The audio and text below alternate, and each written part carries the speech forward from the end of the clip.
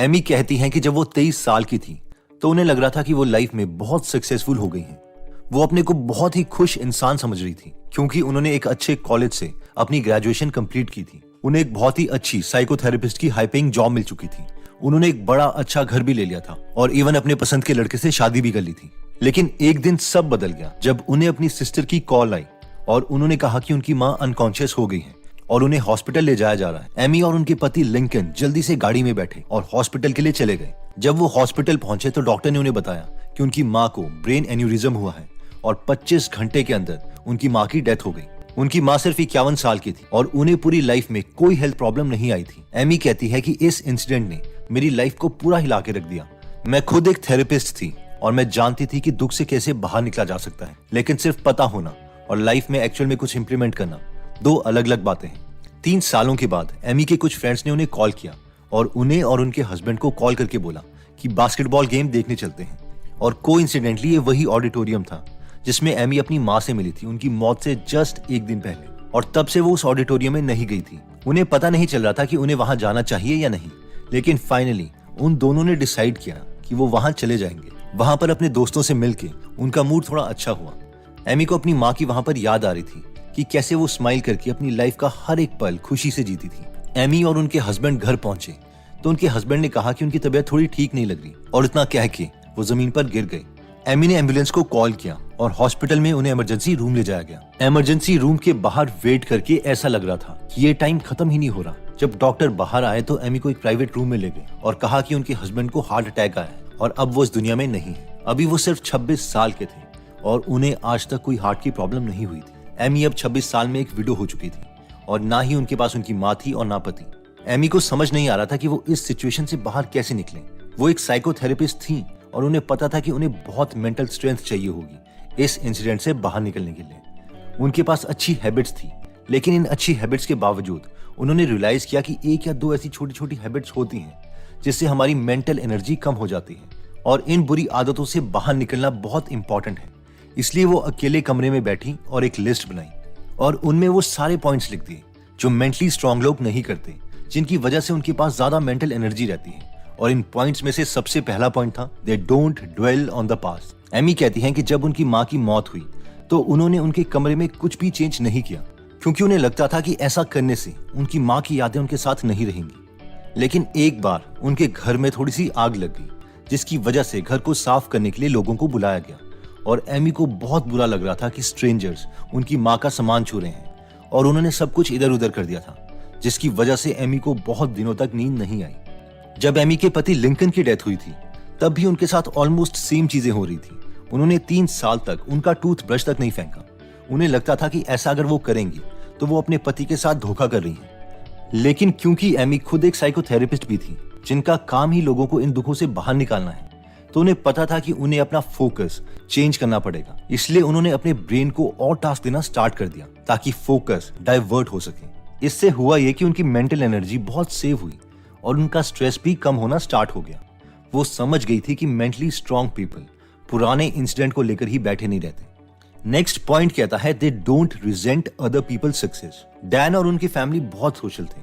वो ऐसी जगह रहते जहां पर उनका कोई ना कोई पड़ोसी अपने बच्चों की बर्थडे पार्टीज दिया करता था जिसमें सारे पड़ोसी आते और सेलिब्रेट करते। डैन हर एंगल से सबको पसंद थे। उनकी खूबसूरत वाइफ थी, 2 बच्चे थे, लेकिन डैन का एक सीक्रेट था जो किसी को नहीं पता था। ऐसी पार्टी में डैन को जाने से नफरत थी जहां पर पड़ोसी अपनी प्रमोशन की पार्टी देते थे या कोई नई BMW गाड़ी लेने पे पार्टी देता था। और वो इसलिए था क्योंकि डैन और उनकी वाइफ ने डिसाइड किया था कि उनकी वाइफ अपने बच्चों की अच्छी परवरिश के लिए जॉब छोड़ देगी और इसलिए उनकी फैमिली इनकम हाफ हो गई। डैन अपने पड़ोसियों की तरह अपना लाइफस्टाइल मेंटेन करने के लिए लोगों से उधार ले रहे थे और ये बात उन्होंने अपने वाइफ तक को नहीं बताई थी। जब डैन एमी के पास थेरेपी लेने के लिए आए थे तो उन्होंने एमी को ये सारी बातें बताई थी।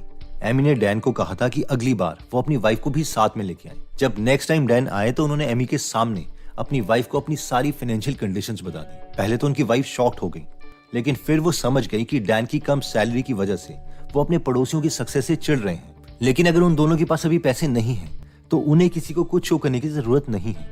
वो जितना स्पेंड कर सकते हैं उतना ही करेंगे। एमी कहती हैं कि डैन मेंटली बहुत स्ट्रांग हो गए थे क्योंकि वो अब अपनी मेंटल एनर्जी औरों की सक्सेस से जलने से नहीं बल्कि खुद सक्सेसफुल होने में यूज करते थे। नेक्स्ट पॉइंट कहता है कि mentally strong people don't give away their power. Lauren को पता नहीं क्यों अपनी सास से बहुत नफरत होने लगी थी। उसे लग रहा था कि उसकी सास की वजह से अगर उसकी लाइफ बर्बाद नहीं हुई तो शादी तो पक्का बर्बाद हो ही जाएगी। लॉरेन का कहना था कि उसकी सास बार बार उनके घर आ जाती है और अजीब अजीब सी बातें बोलकर उसके बच्चों को उसके खिलाफ भड़काती है।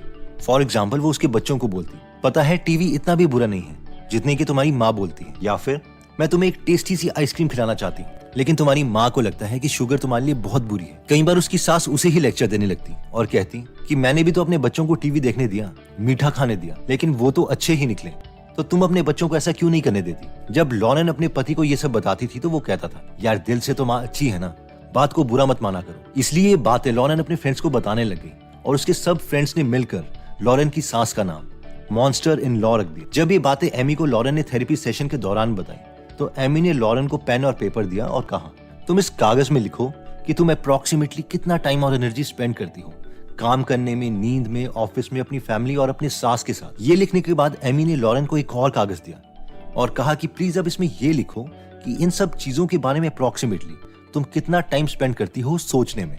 एमी ने दोनों पेजेस लॉरेन को दिखाए और कहा, ये देखो तुम्हारी सास तुम्हारे पास हफ्ते में सिर्फ 5 घंटे आती है लेकिन तुम उनके बारे में 15 घंटे से ज्यादा सोचती हो सकता है कि तुम्हारी सास दुनिया की सबसे अच्छी सास ना हो, लेकिन फिर भी जब तुम किसी के बारे में ज्यादा सोचने लगते हो तुम अपनी लाइफ की पार उन्हें दे देते हो। पार हमारे थॉट्स को कंट्रोल करने की, पार हमारी टाइम, हमारी नींद, हमारी खुशी, इवन की हमारी लाइफ को कंट्रोल करने की। लॉरेन समझ गई थी कि वो किसी को ये पार नहीं दे सकती, इसलिए उसने खुद को इम्प्रूव करना स्टार्ट कर दिया। मेंटली स्ट्रॉन्ग लोगों की नेक्स्ट हैबिट आती है कि they don't shy away from change. Richard Amy के पास थेरेपी सेशन के लिए आए थे क्योंकि उनसे अपनी फिजिकल हेल्थ मैनेज नहीं हो रही थी। एज तो उनकी अभी सिर्फ 44 थी लेकिन उनका वेट बहुत बढ़ गया था और उसे डायबिटीज भी हो गया था। रिचर्ड ने एमी को बताया कि स्कूल में तो वो फुटबॉल प्लेयर थे लेकिन अब वो इतना जंक फूड खाते हैं कि उसका वेट बढ़ गया है। उन्होंने जिम की मेंबरशिप भी ली थी लेकिन ऑफिस के बाद वो एक दिन भी जिम नहीं गए थे, बल्कि हर बार वो खुद से कोई ना कोई बहाना बना के डायरेक्टली अपने घर चले जाते थे। उन्होंने घर से एक दिन सारी आइसक्रीम, सारी चॉकलेट्स भी फेंक दी थी, लेकिन कुछ हफ्तों के बाद ही दोबारा से वो ये सारी चीजें ले आए और फिर उन्हें वही आदत लग गई। एमी ने उनसे कहा कि हम एक साथ नहीं बल्कि एक एक करके खुद को चेंज करेंगे। तो सबसे पहले रिचर्ड ने डिसाइड किया कि वो जो लंच के बाद ऑफिस में चिप्स खाने लगते हैं उसे खाना बंद करेंगे और उसकी जगह सैलेड खाएंगे। फिर कुछ हफ्तों के बाद उन्होंने डिसाइड किया कि वो हफ्ते में सिर्फ 3 दिन ही जिम जाएंगे और साथ में अपनी कार में एक लिस्ट लगा के रखेंगे जिसमें लिखा होगा कि जिम जाने से उसे क्या क्या फायदे होते हैं। धीरे धीरे उसने बदलाव को एक्सेप्ट किया और फाइनली एक नॉर्मल वेट और अपना ब्लड शुगर कंट्रोल कर लिया। नेक्स्ट पॉइंट कहता है कि they don't give up after the first failure. Suzanne एक दिन एमी के पास थेरेपी सेशन के लिए आई और उसने बताया कि वो एक रिसेप्शनिस्ट है और उसके पास एक स्टेबल जॉब है और अपने हस्बैंड और 2 साल की बच्ची के साथ वो खुश है, लेकिन उसे हमेशा लगता है कि कुछ मिसिंग है। काफी बातचीत के बाद सुजैन ने बताया कि वो हाई स्कूल के बाद जब कॉलेज गई तो वो फर्स्ट सेमेस्टर में ही कॉलेज छोड़कर घर आ गई क्योंकि उसे कॉलेज में पढ़ाने का तरीका अच्छा नहीं लग रहा था और उसे अपनी फैमिली की भी बहुत याद आती थी। वो हमेशा से एक टीचर बनना चाहती थी लेकिन वो एक रिसेप्शनिस्ट बनकर रह गई।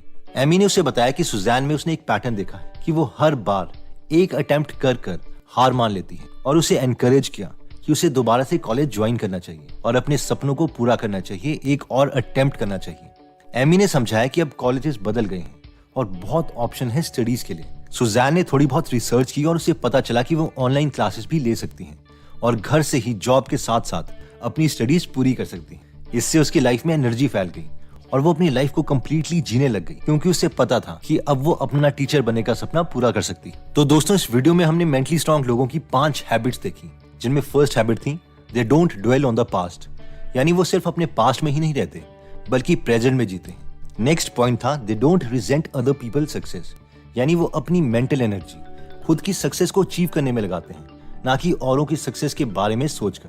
थर्ड पॉइंट था they don't give away their power, यानी जब भी हम किसी के बारे में सोचते हैं तो हम उन्हें अपने थॉट्स पर कंट्रोल करने की पावर दे देते हैं। इसीलिए खुद के बारे में सोचना मेंटली स्ट्रॉन्ग लोगों की सबसे बड़ी निशानी है। नेक्स्ट पॉइंट है they don't shy away from change, यानी मेंटली स्ट्रॉन्ग लोग खुद को बदलने से घबराते नहीं हैं।